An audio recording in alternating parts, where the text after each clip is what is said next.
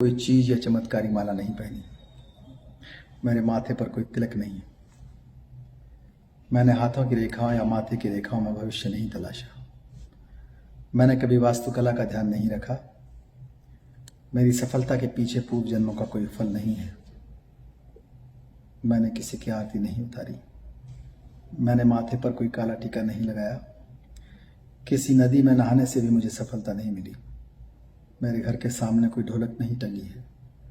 मैंने किसी धर्म के ठेकेदार को रिश्वत नहीं दी। मैंने कोई मन्नत नहीं मांगी, बलि नहीं चढ़ाई। मैंने कोई मंत्र नहीं पढ़वाया। मैंने कोई हवन नहीं किया। मैंने कोई मुहूर्त भी नहीं निकलवाया। मैंने किसी शक्ति के सामने चढ़ावा नहीं चढ़ाया। किसी के पैरों में गिरकर सफलता प्राप्त नहीं की। मैंने किसी ग्रह के बदलने का इंतजार नहीं किया। मैंने किसी उपहार की बोली नहीं लगाई। मैंने अपने शरीर, मस्तिष्क और व्यवहार पर नियंत्रण रखा। मैंने जीवन में बचपन से ही कड़ी मेहनत की, पढ़ाई की, खूब रुचि और गंभीरता से पढ़ने वाला विद्यार्थी रहा। जब फेल हो गया और अधिक परिश्रम से पढ़ाई की और ध्यान से पढ़ाई की, नई रणनीति तय की, अपना समय प्रबंधन किया, गुरुओं से मार्गदर्शन लिया, माता पिता से प्रेरणा व आशीर्वाद लिया, मित्रों से सहयोग लिया, उधार लिया, सफल लोगों से जलन नहीं की, अपने से अधिक सफल लोगों से मार्गदर्शन लिया, उनकी खासियत देखी, उनकी कमियों को महत्व नहीं दिया।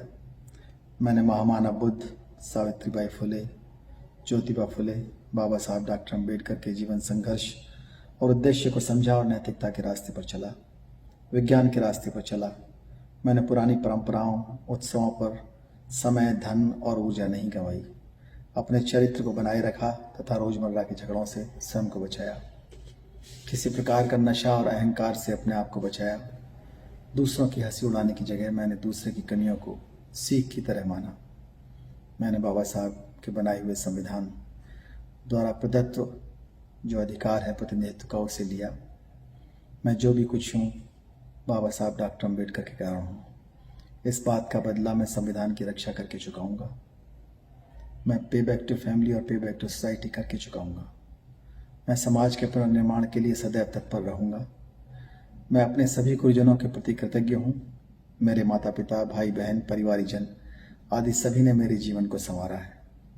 मैं उनका सदैव ऋणी रहूंगा, उनका ध्यान रखूंगा। साथ ही मैं अपने परिचितों, मित्रों, छोटे बच्चों, विद्यार्थियों से यह अपील करता हूँ कि वह किसी अंधविश्वास के भ्रम में न पड़कर मेहनत